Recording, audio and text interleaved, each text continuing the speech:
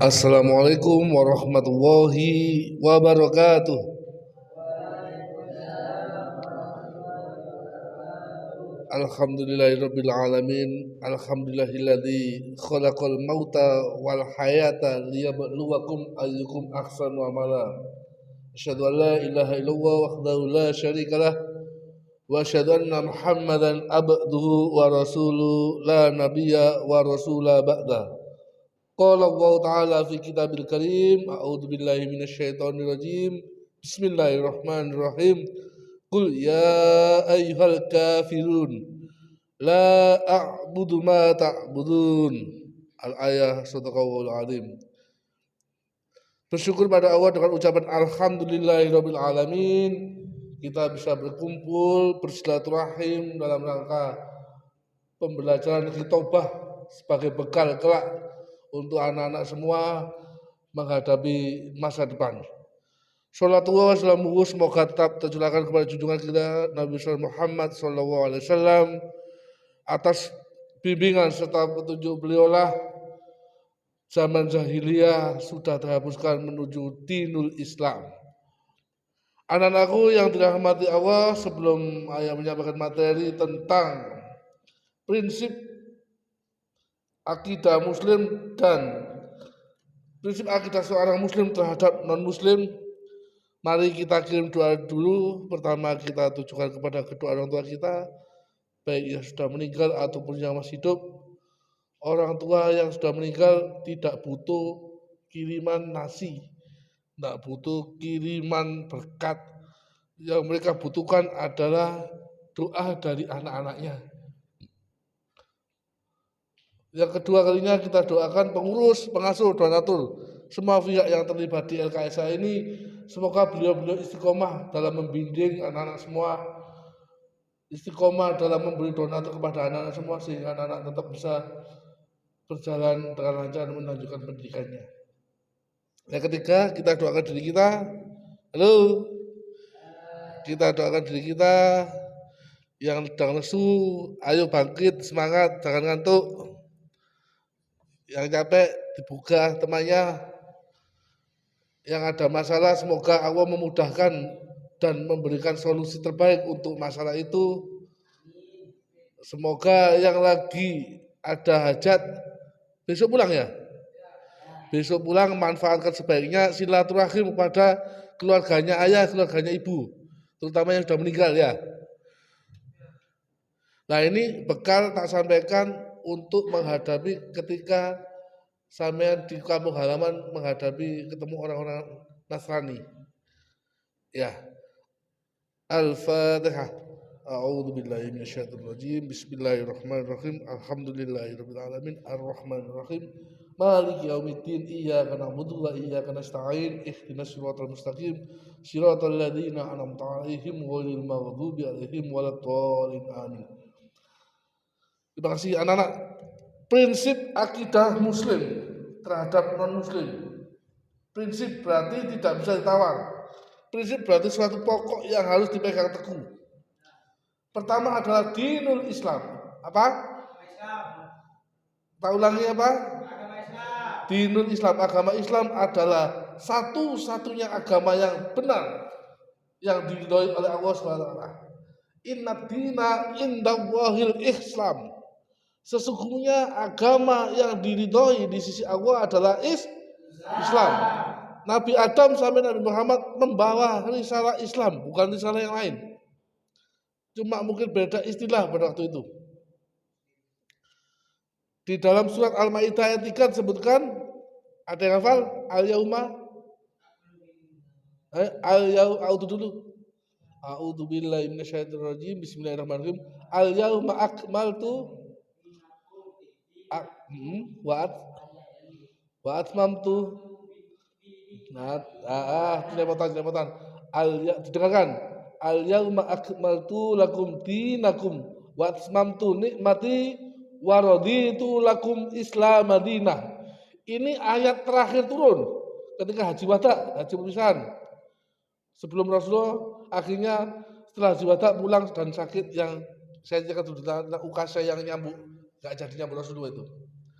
Anak-anak, ayat terakhir yang turun ini artinya adalah al-yauma, pada hari ini, akmaltu lakum, aku pada hari ini telah aku sempurnakan agamamu Islam, dan aku rela bahwa Islam sebagai agama satu-satunya. Jadi sudah diparipurna Islam sebagai agama terakhir, tidak ada agama lain. Bagaimana ahlu kitab Yahudi Nasrani, periode sisanya udah lewat. Yahudi itu zamannya Nabi Musa. Nabi Isa berapa tahun selisihnya dengan Rasulullah? 1529 atau berapa kemarin? Pokoknya 2023 Masehi itu dikurangi 1443. 1500 sekian kemarin saya hitung sama anak-anak putih. Itu selisihnya itu sudah ketika Islam datang bahwa sebagai amanat terakhir, kalau orang betul-betul imani Injil, dia akan buka Injil Barnabas di halaman terakhir menyatakan bahwa sesungguhnya nanti agama terakhir dibawakan oleh seseorang yang bernama Ahmad. Bukan Muhammad, di bahasanya Injil itu Ahmad. Terus juga seorang pendeta yang menyuruh paman Nabi SAW, paman ayahnya Ali, paman siapa? Abu Thalib, ketika diajak dagang, pendetanya namanya siapa itu? Buhairo menyatakan, wahai pamannya anak ini, apakah kamu tadi perjalanan mengalami kepanasan? Tidak. Rasulullah itu setiap kali perjalanan dilindungi oleh awan sehingga tidak kepanasan. Terus dilihat tanda tanya lagi, Nabi Muhammad ketika melakukan perdagangan itu sangat jujur, tidak ngapusi. Maka akhirnya gini, wahai paman anak ini terlihat tanda-tanda kenabian, maka segera bawa pulang, jangan dilanjutkan berdagang. Kenapa? Nanti kamu kalau ketahuan orang-orang Yahudi, anak ini akan dibunuh karena anak ini akan menjadi pemimpin besar dunia, yaitu seorang nabi. Makanya saking sayangnya kepada Nabi Muhammad, pamannya langsung bawa pulang, berdagangannya tidak dilanjutkan. Namanya pendetanya Buhairo. Oke. Selanjutnya adalah Al-Quran sebagai kitab terakhir. Setelah Islam sebagai agama terakhir, di mana pegangannya ada kitab suci Al-Quran. Di dalam kitab Al-Quran mencakup Injil, terus Taurat, Zabur. Zabur oleh Nabi siapa? Bagus. Musa kitabnya? Nabi Ibrahim. Suhuf Ibrahim wa Musa. Suhuf itu lembaran-lembaran disampaikan kepada Nabi Ibrahim dan Nabi Musa sebelum Taurat. Injil Nabi Isa, betul. Kitab-kitab itu semua ada di dalam Al-Quran. Dan Al-Quran sebagai kitab terakhir. Khatamul Anbiya wal Mursalin itu penutupan Nabi dan Rasul Nabi Muhammad. Kalau Al-Qurannya itu kitab yang terakhir. Siapa yang tahu Al-Quran yang bunyinya, sesungguhnya aku Allah yang menurunkan Al-Quran dan aku yang menjaganya. Inna nahnu. Babas, bukan itu. Inna nahnu nazzalna dzikra wa inna lahu lahafidun. Sesungguhnya aku Allah yang menurunkan Al-Quran dan aku yang menjaga. Bagaimana cara menjaganya Al-Quran, Mas? Ya, baju biru, kata-kata. Ya, Samen. Baju biru ya. Bagaimana Allah menjaga Al-Quran? Iya, Samen. Allah menjaga Al-Quran dengan menitipkan kepada para hafidho, penghafal Al-Quran putra dan penghafal Al-Quran putri. Makanya ketika ada mushaf baru turun, para hafidho itu diterjunkan langsung untuk mengecek selisih huruf ketok, alif tok ketok. Ini keliru, langsung revisi. Dan sekarang sampai stres orang kafir. Gimana otak hati Al-Quran? Tidak bisa, karena yang menjaga sendiri itu Allah, yang punya kitab. Dilanjutkan bahwa di dalam surat Al-Quran surat ke-3 Al-Maidah ayat 68, dan kami telah menurunkan Al-Quran kepada Muhammad yang membawa kebenaran, membenarkan apa yang sebelumnya, yaitu kitab-kitab yang diturunkan sebelumnya. yaitu kitab Zabur, Taurat, dan Injil. Taurat itu bahasanya sekarang itu perjanjian lama, perjanjian baru itu Injil. Tapi semua sudah dibenarkan, ditutup di dalam Al-Quran. Makanya ketika ada orang pengiman Injil, pengiman Taurat, ketika ketemu ayatnya bahwa sesungguhnya agama terakhir agama Islam, mereka masih akan masuk Islam. Sudah banyak kan di YouTube lagi naik bagian mengupas itu, bagaimana kebohongan Injil segala macam itu, karena mereka merekayasa. Selanjutnya adalah Taurat dan Injil sudah dihapus, dilebur, sudah menjadi Al-Quran. Tidak bisa. Dan awam sendiri akan menjaga Al-Quran itu. Selanjutnya ketika Islam sebagai agama yang benar, kedua didampingi Al-Quran sebagai pedoman hidup seorang Muslim yang beragama Islam. Yang terakhir adalah Nabi Muhammad sebagai khotamul anbiya wal mursalin. Makanya la nabiyya wa rasula ba'da. Tidak ada nabi dan rasul sesudah itu. Nabi Muhammad sebagai nabi terakhir. Kenapa orang Yahudi membenci seorang Nabi Muhammad? Kenapa seorang orang Nasrani membenci? Kalau Yahudi gini, dulu Nabi Ibrahim istri yang pertama siapa? Hajar ya. Ibu Hajar itu punya anak namanya Ishak. Nabi Ishak itu keturunannya semua nabi. Nabi Yakub, Nabi Yusuf, Nabi Yunus, sampai terakhir Nabi Musa.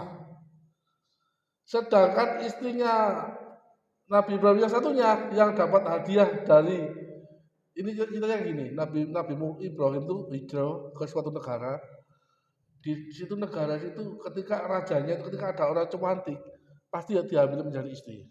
Lah istrinya Nabi Ibrahim itu cantik, harus datang kepada raja itu, ternyata Allah mengabulkan sehingga kagum. Akhirnya dikasih hadiah satu lagi perempuan, namanya ibunya Ismail, Ibu Hajar dan Ibu Sarah. Ibu Sarah itu bisa disebut ada yang mengatakan pembantu budak. Nah itu menemani Nabi Ibrahim, akhirnya sama-sama hamil. Ibu Sarah akhirnya melahirkan Ismail keturunannya turun, tidak ada nabi lagi, langsung masuk ke Bani Israil, lahirlah Nabi Muhammad. Persepsinya Yahudi, Nabi Muhammad turunannya seorang budak pembantu. Makanya orang-orang Yahudi itu kan paling tidak suka sama orang-orang Muslim karena nabinya bukan dari keturunannya. Coba nabinya dari keturunannya, pasti mereka beriman langsung. Hanya kesombongan. Bukankah kesombongan tidak boleh dalam Islam? Hanya itu saja sebenarnya. Dan mereka mengakui sebagai bangsa yang paling hebat. Memang iya, bangsa Yahudi itu diberi kelebihan yang luar biasa. Makanya ketika dia mengaku paling luar biasa, ketika di Eropa dibantai habis-habisan oleh bangsa Jerman yang terjadi Holocaust, pembantaian suku Yahudi habis-habisan karena mereka sombong. Bangsa Arya yang membunuh itu karena mereka tidak mau disaingi. Akhirnya lari ke Palestina, mengakui Palestina sebagai negaranya, menjajah negerinya. Itu sejarahnya seperti itu. Nabi Ismail tidak ada turunan langsung kepada Nabi Muhammad SAW dari Bani Israil. Nabi Muhammad sebagai khotamul anbiya wal mursalin, penutup para nabi dan rasul, tidak ada yang lain. Sekali ini ana wong ngaku aku nabi, gendeng. Kita wajib tidak percaya. Aku rasul, aku mari ngimpi ketemu malaikat Jibril. Bohong. La nabiyya wa rasulah ba'da. Nabi penutup nabi-nabi yang lain. Jadi prinsipnya itu jelas. Islam sebagai agama kita dengan kitab suci Al-Quran dan Nabi Muhammad sebagai penyampai risalah Islam melalui wahyu Al-Quran dan sunnah Rasulullah SAW. Sunnahnya Rasulullah itu apa? Perkataan, perbuatan, tindak tanduk itu semua adalah disebut sunnah. Yang terakhir saya mau tanya anak-anak semua, Saya membekali anak-anak semua ketika pulang besok, meskipun Natalan hari ini tanggal 25, bagi mereka yang natalkan, ketika sampean mendapatkan undangan untuk perayaan Natal bersama, kalau di sini otomatis nggak bisa. Kalau di rumah besok ya diundang, Natalan sama aku, jangan sekali-kali berangkat. Apalagi mengucapkan selamat Natal. Dulu mereka duluan ya ngasih paketan paketan THR, cuan, ampau, selamat hari raya Idul Fitri, mohon maaf lahir dan batin, dikasih uang, kita kasih beras, dikasih parcel. Ketika Natal besok saya ketika temu itu ya tak bales sebagai ucapan terima kasih. Tidak, Bu. Ketika sampean mengucapkan selamat Natal berarti sampean mengakui. Bukankah Nabi Isa sampai saat ini masih hidup? Masih di langit yang pertama kan ya? Nanti akan turun membasmi Dajjal kan? Nah, yang kemarin nanti yang disalib itu siapa? Yudas Iskariot yang diserupakan Nabi. Itu muridnya Nabi Isa yang ke-12. Kenapa dia disalib? Persepsinya Kristen itu seperti ini. Bukankah manusia itu penuh dosa? Bukankah anak Nabi Adam yang pertama yang membunuh saudaranya siapa namanya? Qabil yang membunuh itu berdosa. Makanya untuk menebus itu Nabi Isa disalib sehingga orang yang masuk Kristen dosanya sudah tertanggung oleh yang disalib tadi itu. Makanya orang Kristen ngakunya tidak punya dosa karena dosanya sudah ditebus dengan salib itu. Itu yang salah. Saya ini Yudas, enggak, wajahmu serupa dengan Isa, kamu Isa. Enggak, saya Yudas. Nabi tidak bisa dinaikkan Allah ke langit pertama, Yudas diserupakan wajahnya disalib dan dianggap sebagai penebusan dosa. Makanya sampai nek mlebu Kristen gak ada dosa.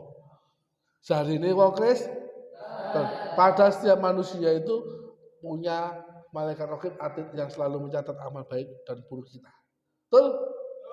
Ya, jadi pesan besok meskipun Natalan sudah hari ini, kalau ada teman Nasrani ketemu, enggak usah mengucapkan selamat, enggak usah selamat. Aku Natal enggak ucap selamat. Sepuluh nih, agama saya melarang, selesai. Kontrol aja kan sudah, enggak usah terlalu panjang. Itu urusan akidah. Lakum dinukum, bagimu agamamu, bagiku agamaku. Jelas? Terima kasih. Ada yang tanyakan? Cekap, kita akhiri dengan doa kafaratul majlis bersama-sama. Subhanakallahumma wa bihamdika asyhadu an la ilaha illa anta astaghfiruka wa atubu ilaik. Assalamualaikum warahmatullahi wabarakatuh.